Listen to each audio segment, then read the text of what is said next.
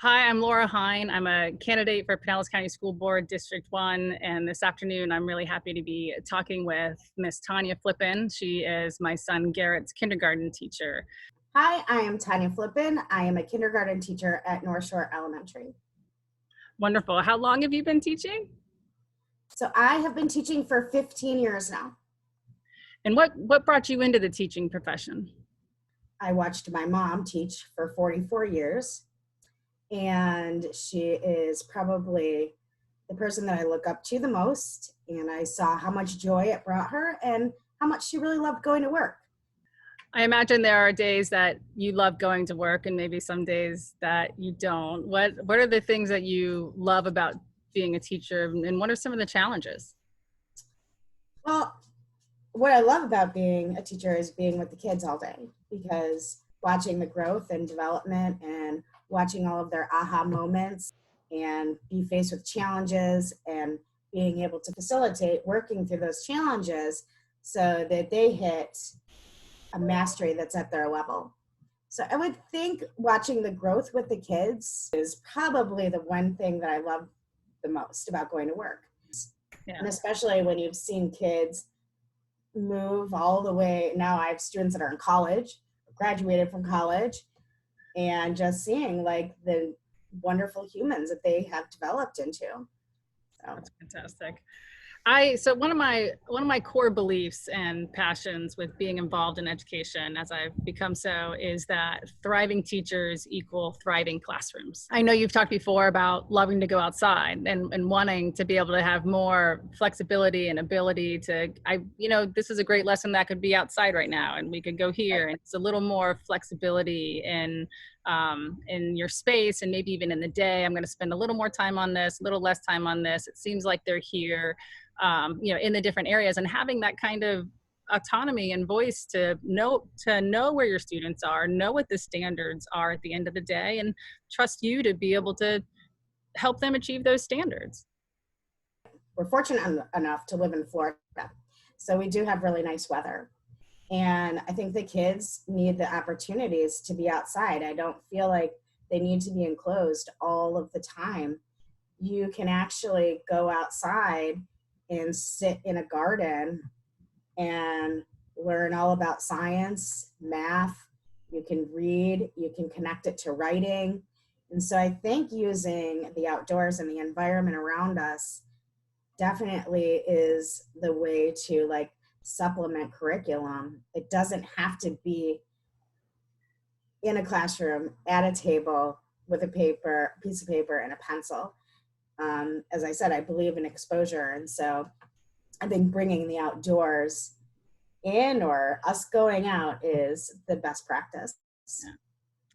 So over the years, I'm curious if there have been, what kind of school board level decisions have impacted your work either positively or negatively, or also asked if you could interview a school board member for hire, which is basically what an election is.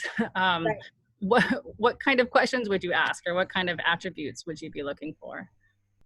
Because we live in a like ever-changing world, how are we keeping up with our children's social emotional learning? Mm. I really think that that is a really big part of development.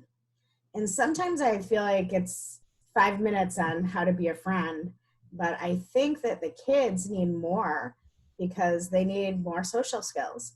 They need to know how to interact with other people. Like, what are we doing so that Right. we're nurturing that for them? Right. I mean, I think social emotional learning is so important, especially right now when we're in the middle of a pandemic. What is that going to look like? That better be transparent next year. There are going to be a lot of children out there that need support. How is the board going to make sure that we're able to do that in all of our schools? Not some, but every school. So I'm writing down this answer because I don't want to. It's just you're exactly right. I mean that's going to be a significant part I of think so too. coming back to school, but how is it threaded throughout the entire day? Like instead of just this kind of 5 minute, here's this piece, and now we're going to have math, science. But how is social emotional learning is all day, every day, right? And be given the trust, respect, resources, tools, professional development, and autonomy to be able to do those things. I think that is one of the most crucial things that I've seen that needs to happen is this piece around the educator as an ideator, and letting you all who chose this profession, because you're committed to doing it great, and you're committed to these kids, and let you use your creative imagination. Give the standards. Yes, we understand we need to have all of these things. Now I can figure out how to thread that through. Another big question for me would be, when is testing enough? How much testing do you think that a child that is 9 years old can actually endure? Right. I wonder when they will come to a point where it's too much. Yeah. One of the things that I've observed is, of course, we have this annual state test, and okay. But then there's all these other tests, right? And not every kid can test. So you can have a very, very intelligent, high-performing child that does not do well on a test. I mean, I don't feel like a standardized test is really giving us the data that we need. Right. I think people kind of talk about testing and call it accountability, right? And I agree that there should be some level of accountability, and agreeing on the places we need to be accountable, one of which is that academic testing piece, another of which is social emotional learning piece, and another of which is the environment and community feeling around the school, another of which is what's happening in that child's home that the school doesn't have control over. There are so many factors that this one measurable should not be the only element of full accountability. If it's something that you want teachers to be mindful of, I think that the board has to be mindful of it as well. Yeah, that's a very good reminder. I've enjoyed this conversation. Thank you. Oh, you're welcome. Thank you. And it's Teacher Appreciation Week, so happy Teacher Appreciation Week. Oh, thank you so much.